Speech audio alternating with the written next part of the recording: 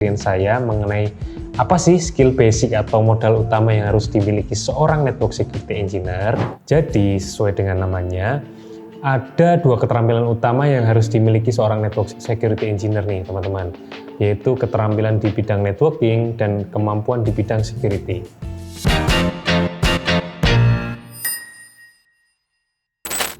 Kita sudah bahas nih 5 hal keterampilan di sisi network untuk seorang network security engineer. Nah, kemudian yang kedua itu keterampilan di sisi security-nya. Nah, lebih detailnya, yang pertama itu dia mampu mengidentifikasi kemungkinan celah-celah keamanan dalam suatu jaringan. Contoh kasusnya, apabila kita memiliki sebuah HP publik yang dipasang pada sebuah perangkat router, tentunya akan ada kemungkinan untuk perangkat kita itu diserang dari luar karena IP yang kita tanam di perangkat kita itu sifatnya publik, sehingga kita perlu menyiapkan berbagai macam rule firewall untuk menangkal serangan tersebut agar tidak merugikan para pengguna. Yang kedua adalah mampu menganalisis informasi yang didapat melalui log atau sistem monitoring.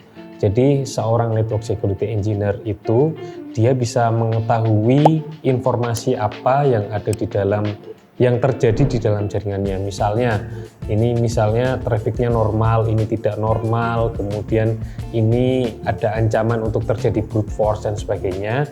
Itu seorang network security engineer dia harus paham membaca log dari sistem monitoring. Nah, sehingga dari situ seorang engineer itu dapat menyimpulkan apa yang sedang terjadi dalam jaringan dan apa tindakan yang perlu dilakukan kalau hal itu merupakan sebuah ancaman yang perlu untuk ditangani. Nah, setelah menemukan serta menyimpulkan informasi yang berdasarkan log tadi, seorang network security engineer itu harus mampu mengetahui serta melakukan langkah-langkah yang tepat dalam mengatasi permasalahan terkait security tadi.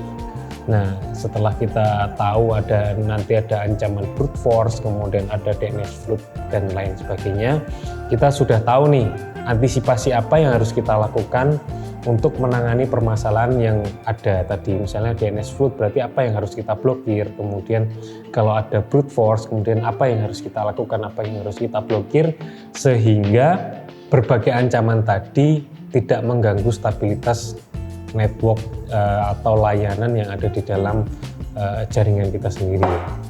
Kemudian mampu menyusun policy security yang tepat pada firewall untuk mendapatkan keamanan yang baik sebagai bentuk penanganan agar tidak terjadi permasalahan yang lebih serius lagi.